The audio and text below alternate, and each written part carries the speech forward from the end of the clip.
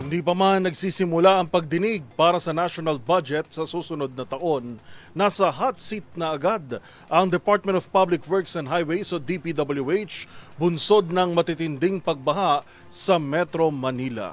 Para sa isang kongresista, sisiguruhin ng Kamara na dadaan sa butas ng karayom ang kanilang pondo dahil sa malinaw na kapalpakan umano ng flood control projects. Ang mga detalye alamin sa report ni Milky Regunan. Marami ipaliliwanag sa Kamara ang Department of Public Works and Highways sa sandaling sumalang ang panukalang budget ng ahensya para sa 2026. Nagbanta si Representative Ellie San Fernando ng Kamanggagawa Party List na titiyakin ng Kamarang mabubusisi ang budget ng DPWH sa susunod na taon.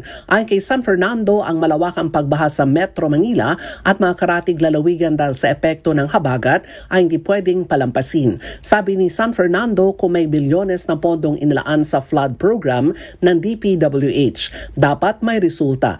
Anya, isusulong nito ang komprehensibong audit ng lahat ng flood control funds ng DPWH sa nakalipas na 10 taon at saan ito napunta. Katwiran ni San Fernando, ang grabeng baha na nararanasan sa maraming lugar sa Metro Manila ay reflection na bigo ang flood control program ng gobyerno na pinaglaanan ng bilyones na pondo. Sa datos noong 2024, nakatanggap ang DPWH ng tumataginting na 244.6 billion pesos para sa flood management.